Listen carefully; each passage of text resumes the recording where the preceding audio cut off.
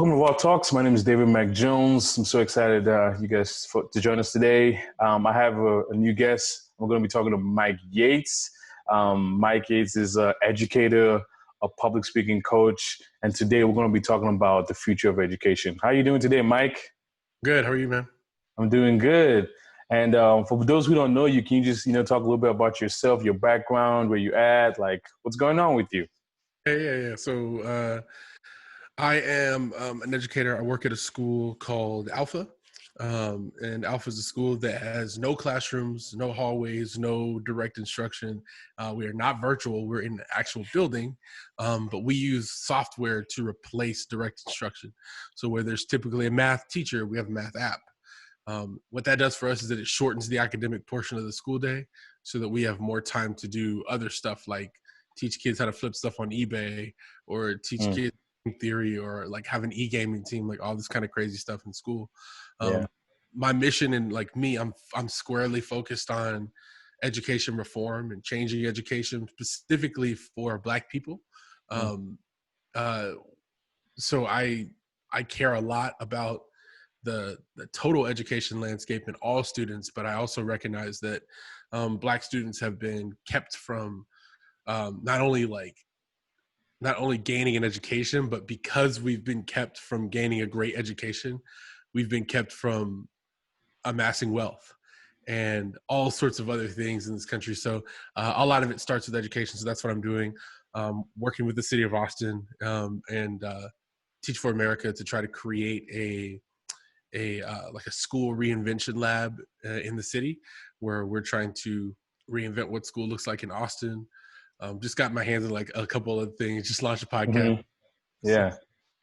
No, man, that's amazing. And this is exactly why I wanted to talk to you, is because you have a brilliant understanding of education in this country and how it affects, Black people especially. And I'm excited about our conversation today.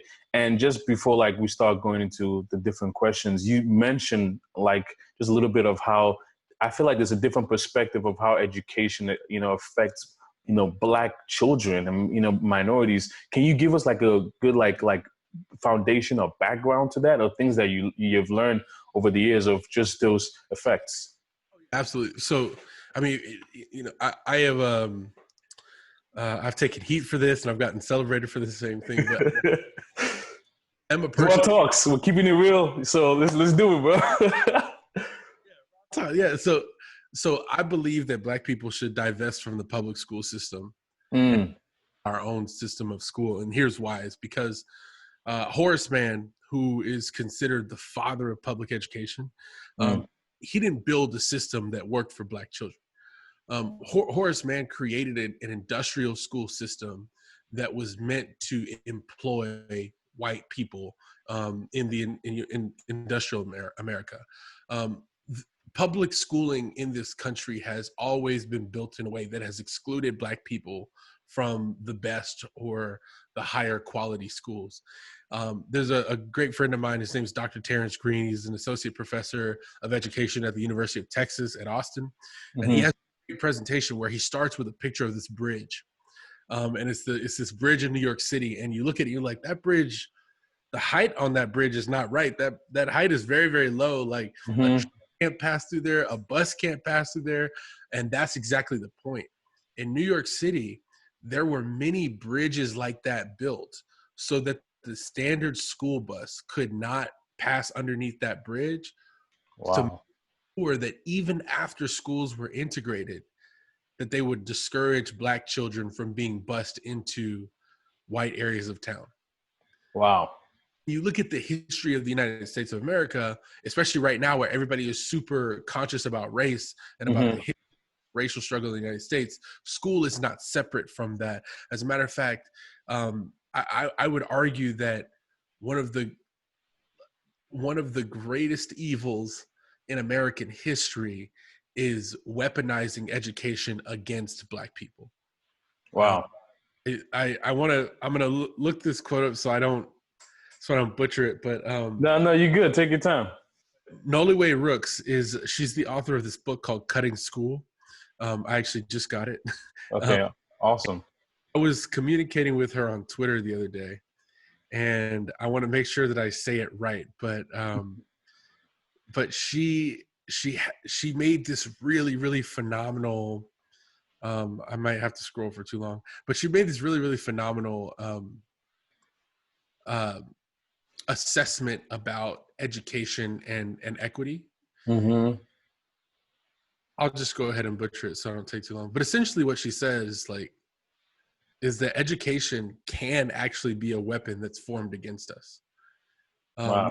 When you talk about equity in education and what that means, and so like people like her and like me. Oh, here's what it says. For some of us, education isn't a ladder or a tool; it's a weapon formed against us. And Wow. what that means exactly is like when you have an unequal distribution of content facts, when you have an unequal distribution of funds and resources, that actually equates to forming a weapon and pointing it right at the people who don't have those resources. So like in the city where I live, if you grew up in Austin, Texas in Mm-hmm. the 50s or the 1960s, there was a literal dividing line where the good schools and the bad schools were, the black schools and the Yep. white schools. And so that's an example of education being weaponized against us. So I think the history of the United States is like we have to constantly be conscious of this and be thinking about it as we talk through education, especially when we talk about educating Black children, or educating people of color in general. Yeah.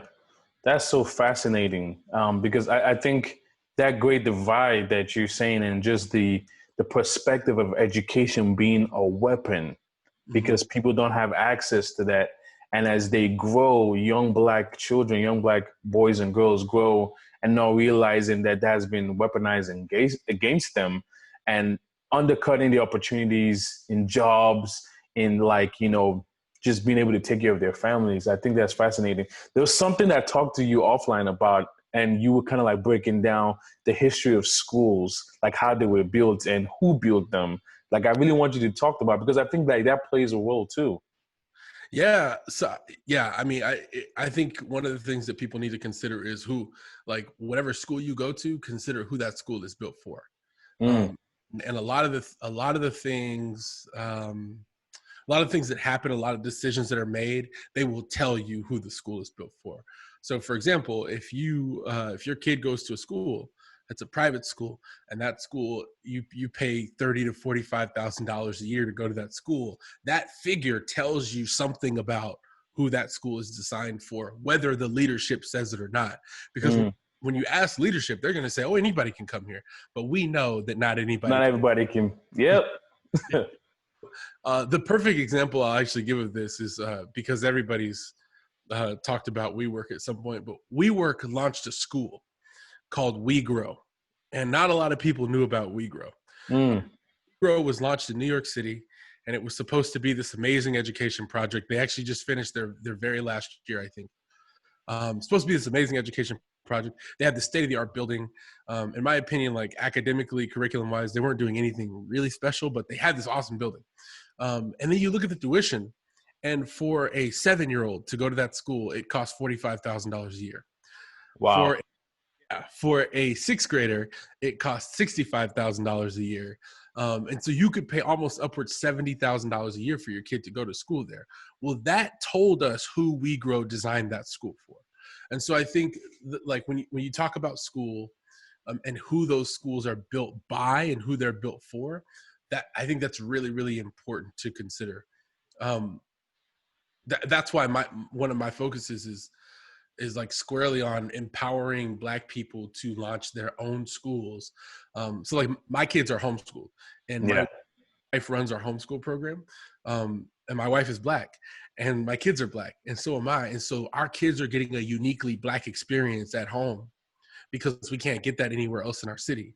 So the Yeah. literature we read is Black, right? Like we try to find Black pictures and movies and whatever we can so that they have a sense of pride in their Blackness, but also so that they know that that there is power in who they are, right? Mm, My first TED Talk, and one of the messages that I like to disseminate, is that no matter what history tells you about your culture or your race, that you can claim power even in this country, even when things are unequal. And so we teach our children those things, but we have the ability to do that because we control every aspect of the school. Yeah. School was built by us for our children. And so I think when you talk about a school or school system, look at the decisions they make, look at who's in leadership, and start asking critical questions like, who is the school for? Mm. And that will show you the underlying tones, right? Or like even the purpose of the school. And I think I like what you just said about, you homeschooling your children. Because I think one thing that we can both agree on is also schools determine what part of history that they teach about a culture, about a race, and just like everyone is learning so much about Black culture right now and the history of Black people in this country. And they're finding out, oh my God, the Tulsa massacre. How come I was never taught about that when I Right. was in school? Oh my God, these situations. And this is an opportunity, like you're saying, that Black people can teach your children about this is what the history looks like. But this is the power that you can have. This is what they don't want you to know. And I think it's fascinating that you said, even in your programming that in Austin you're creating, is like you're teaching kids how to flip stuff on eBay, like important social skills, life skills that are not being taught, and also financial literacy, how not to get into debt, like how to literally, take care of yourself. These are not being told, like how to buy a house, what is a mortgage, like important life skills that you see day in, day in, like Black people struggling, as they grow up to get a grasp on, and they have to learn through harder circumstances instead of having the knowledge and the offset so they can make those critical decisions that probably their white counterpart have based on maybe their family that you're in, because, they have somebody who has owned so many other properties and they can actually teach them about that. So that is extremely important, Mike. I'll tell you this, man. Like one of the things. So one of the groups of people that I admire most on planet Earth um, are Jewish people, Mm, because, well, first off, because I'm a Christian and I believe in Jesus and the Bible, and yeah. they have an important role in my faith as well. Yeah. But just from a socio-political context, you have these people that fled Europe due to like persecution. Yeah. Right?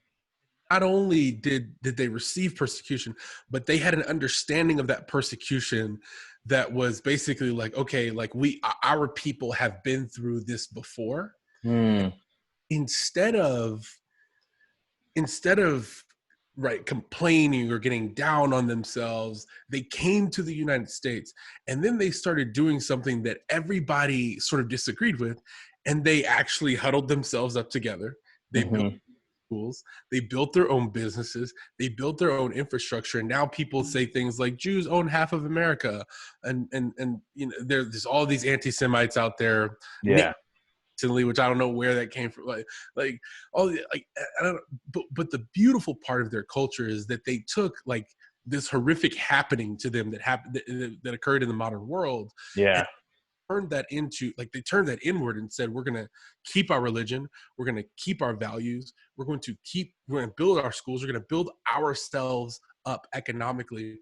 And so if you talk to a Jewish person about their rite of passage to manhood or womanhood, there are certain things that they learn inside of their home Mm, that we would like to put into a public school system, like financial literacy, yeah. like, hey kid, this is where you come from, this is who you are, right? Like they learn their history, right?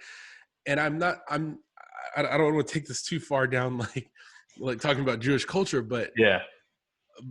because I'm not an expert on that, but what I do know is that like my I'm not going to advocate for cultures to section themselves off away from each other, but I do think that there is power in your community coming around you as a Black person or as a Latino and saying, look, within this house, we're going to teach you these skills. And if it's not happening in the house, because sometimes it doesn't, it should happen in the school. Yeah. And specifically with Black culture, I believe that not knowing is our enemy. right? Yeah. Like you talked about buying a house. So my wife and I, we bought 2 houses in 11 months, and Wow. it incredible. But it was only because we happened to know a realtor who was like, look, don't give me any of your excuses about your finances. Just meet with me and I'll show you how you can buy a house.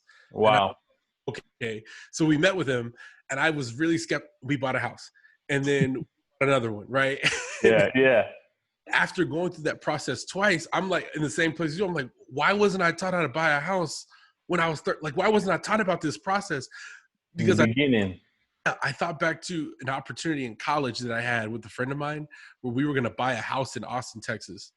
That was at the time it was $175,000, and we were like, we can't buy a house. We didn't know anything about buying a house, but if I had known how to buy a house and the process of like honestly like owning real estate and letting that real estate value appreciate, Mm-hmm.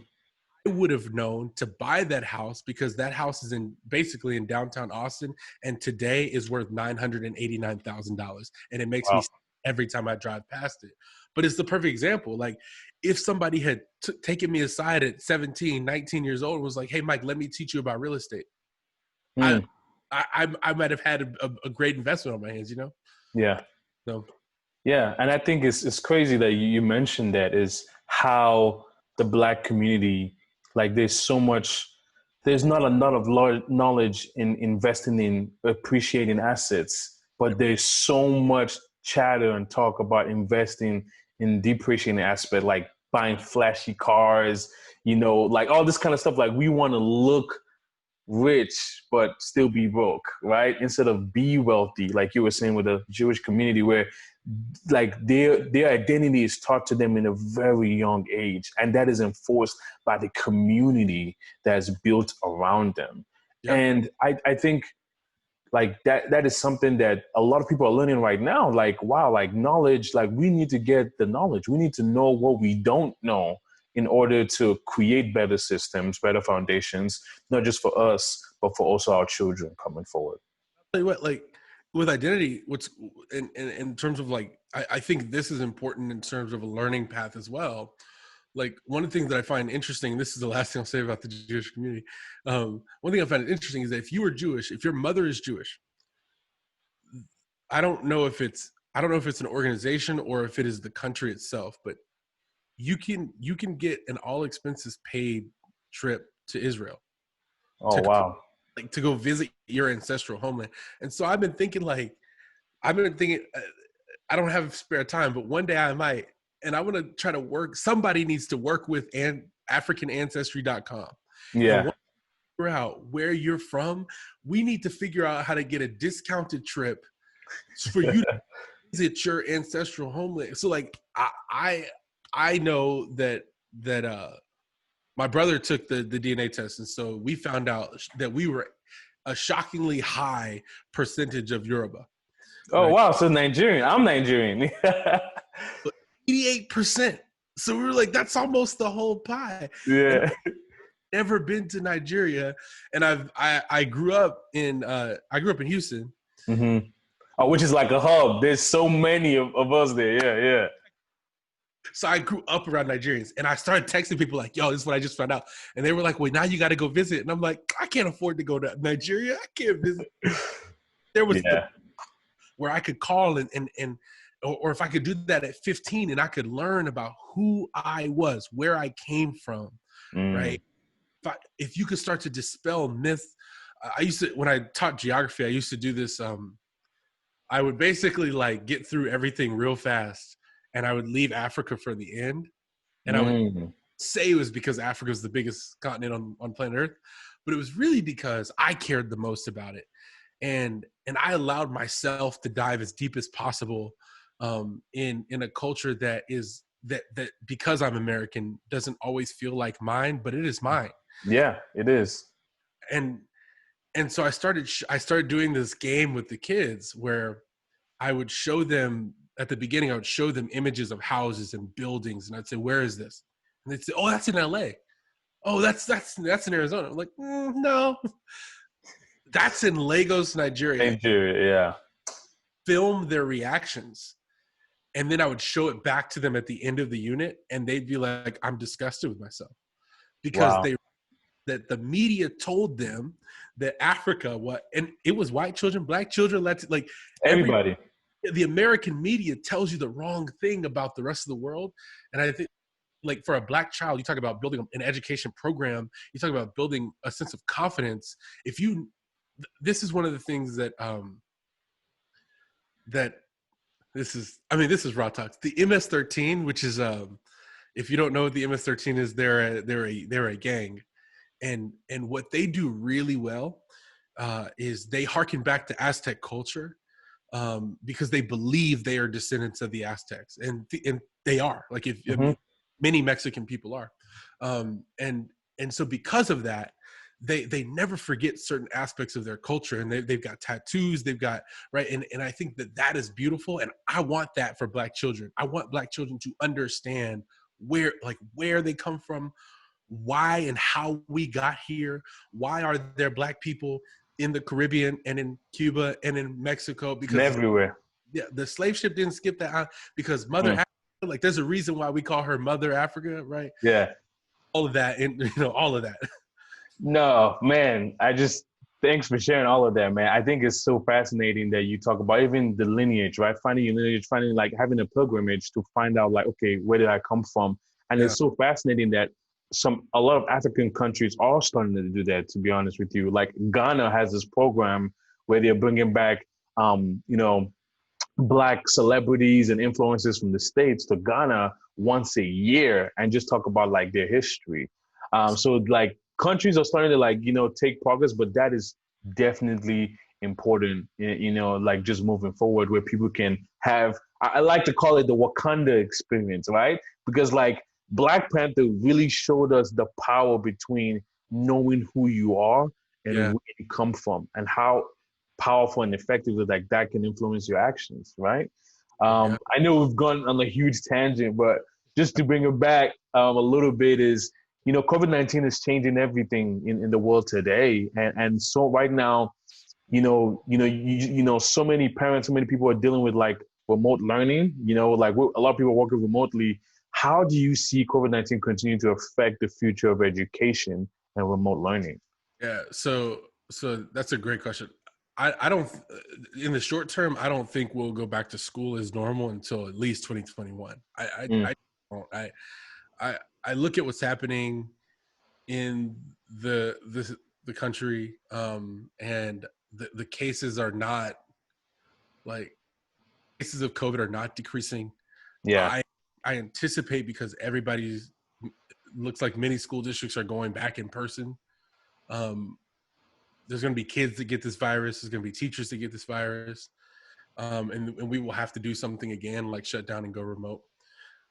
My hope is that schools take this and say, okay, we need to invest in at least a remote education program to give greater flexibility to students. Yeah.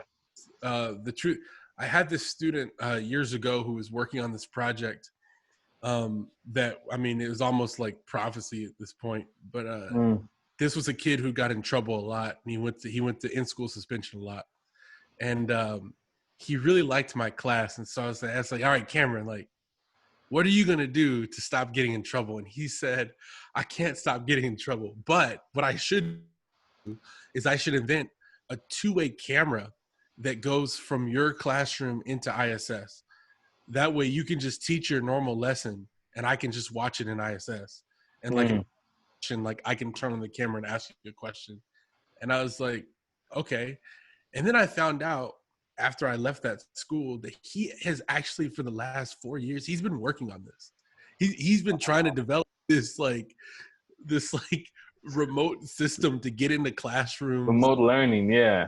Yeah. And I think that's a remarkable and very lofty goal. I don't know if it will happen, but what I would love to see is I would like to see a teacher from her or his living room stand up and teach, and kids can remote into that classroom from all over the world.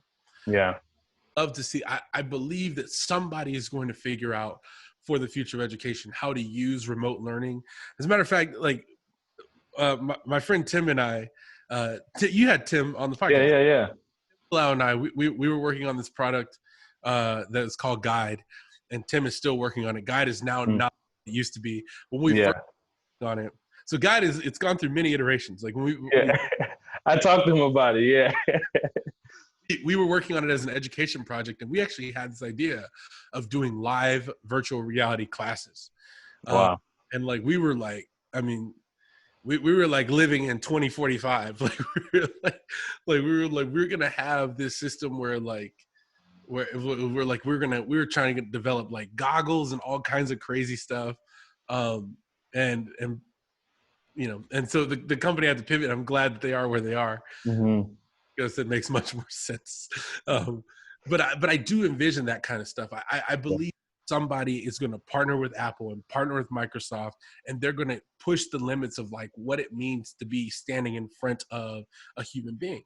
I think certain schools will do it. In actuality, like that's my wild side. In actuality, I believe that teacher unions will hold the system back from that. Really?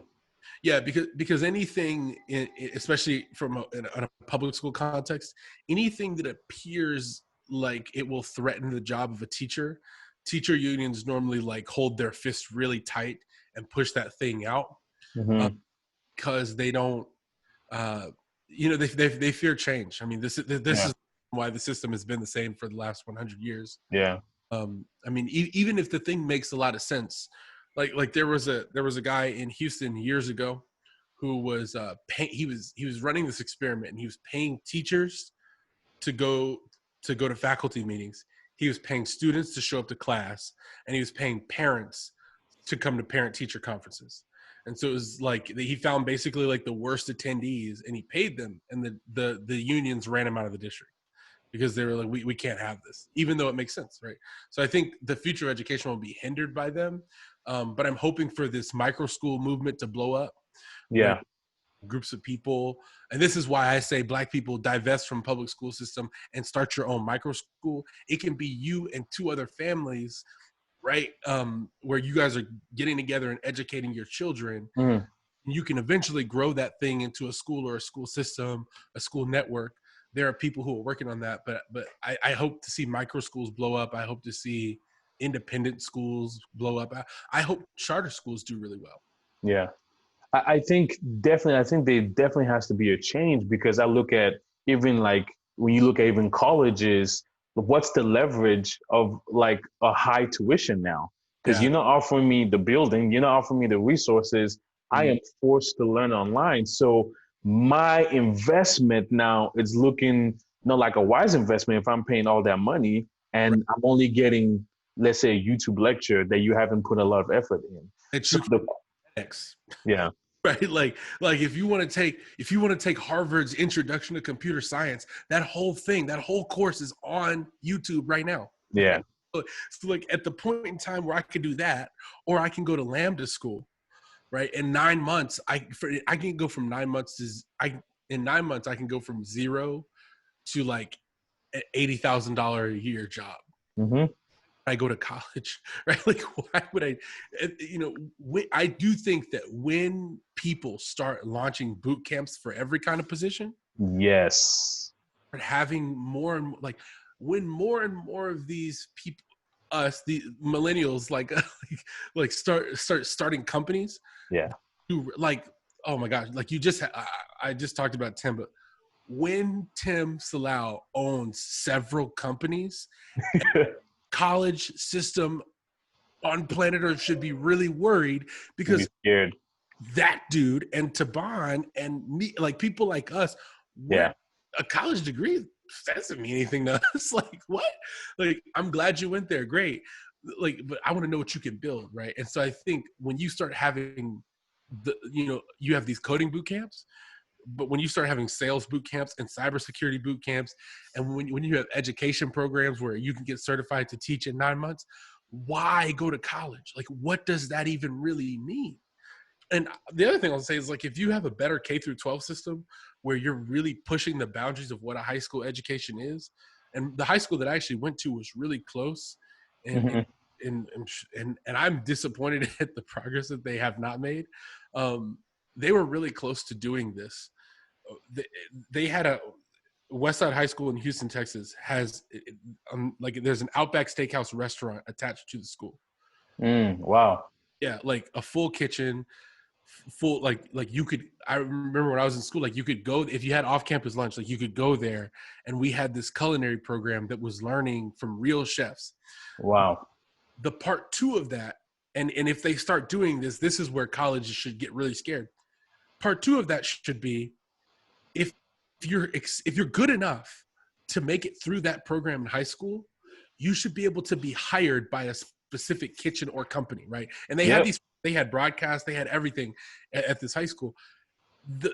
Once high schools start connecting with business leaders and start hiring, and just creating that network, right? Where people find the talent, it becomes an incubator where they find the talent and they don't even need to go through the other paths. Yeah, like once Google listens to me and starts a school, and Nike and Home Depot and BMW, like you want the best car designer in the world, well build the best car designer you want. Like grab the kid when he's grade, and like there's enough middle school boys who are fascinated with the way that vehicles work.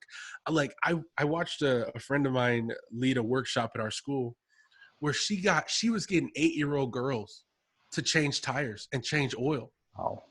So if you have that, why can't you take that same kid and say, all right, let me teach you how a spontaneous combustion engine works. Okay, let me teach you how to create an electric vehicle. And now all of a sudden, the 8-year-old that was changing oil is now designing the next Tesla.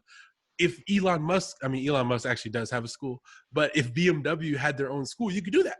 Right? Yeah. Nike, instead of just using Pencil Academy, Nike should create the Nike school. Yeah. Kindergarten through 12th grade, and build the sneaker designers you want. Yeah. And I love that you use that formula because I'm a huge fan of soccer.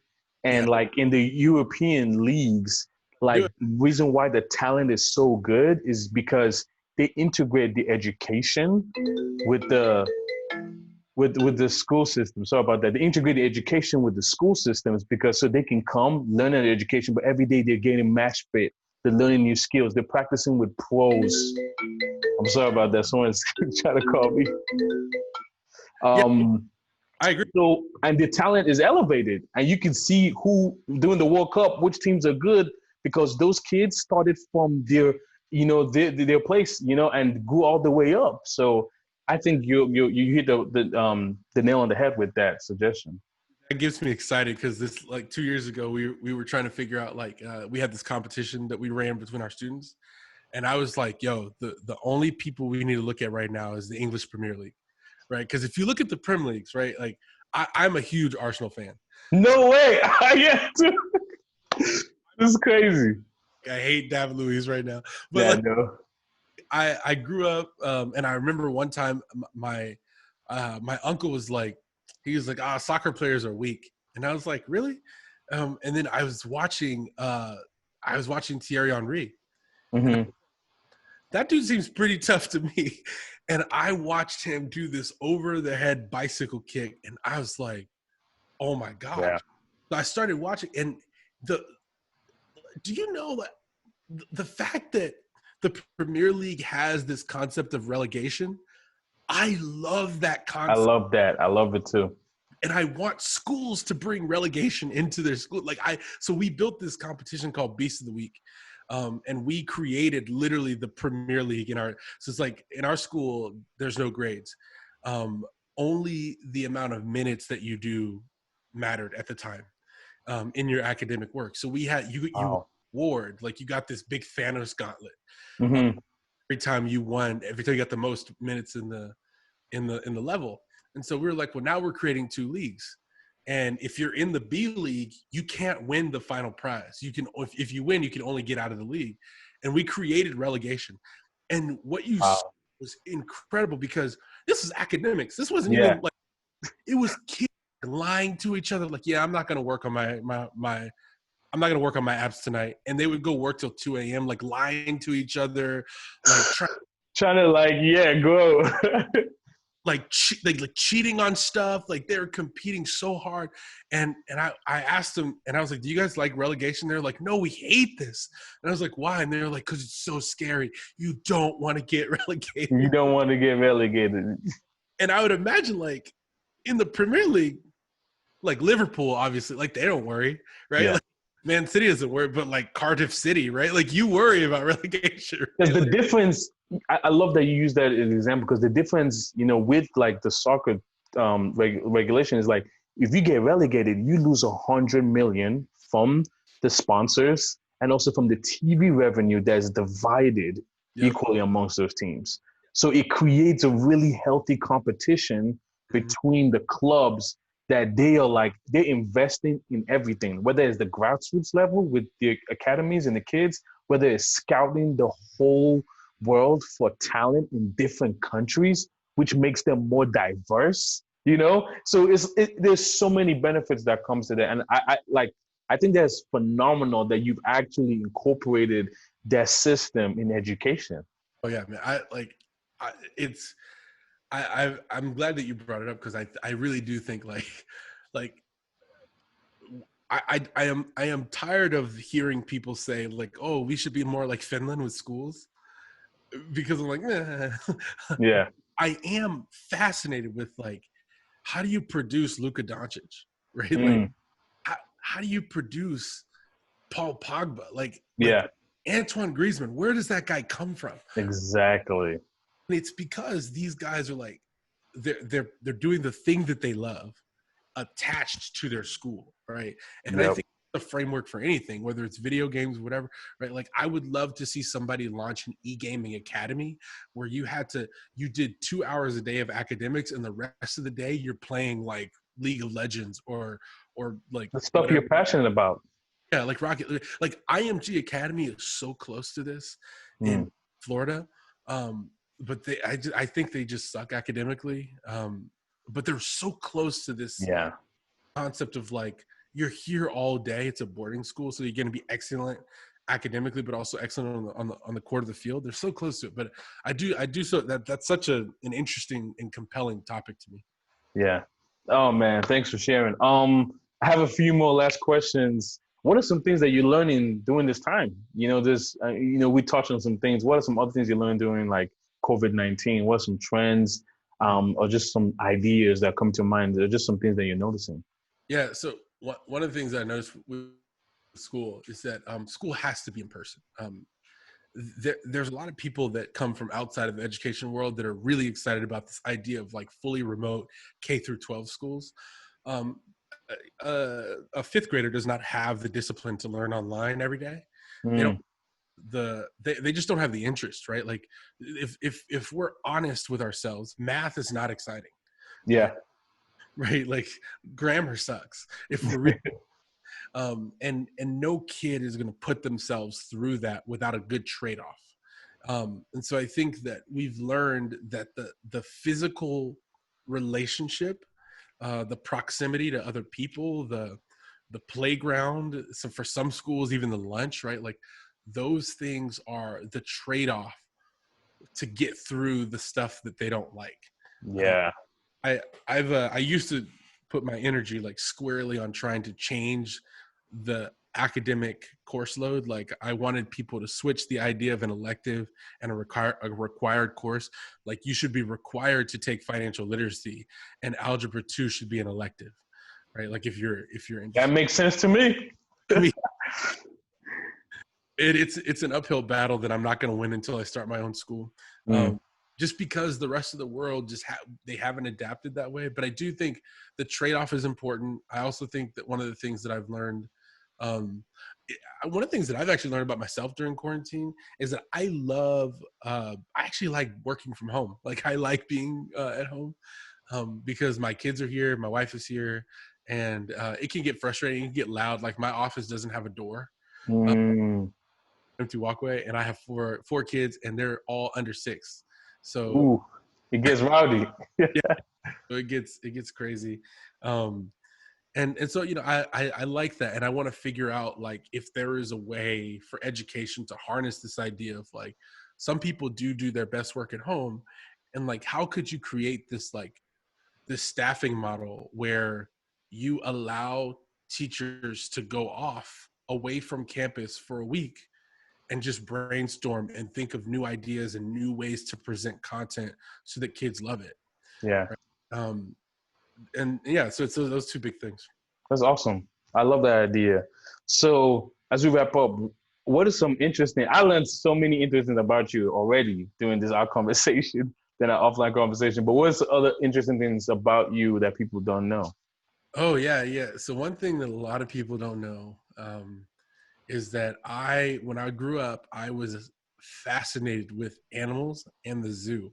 And so I spent a lot of my life from age 5 until I was 18 at the zoo. I worked at the Houston Zoo for 6 years. Wow. Yeah, it was like from the time I was 13 until like 18, 19, I was in the summers. That's where I spent my whole summer.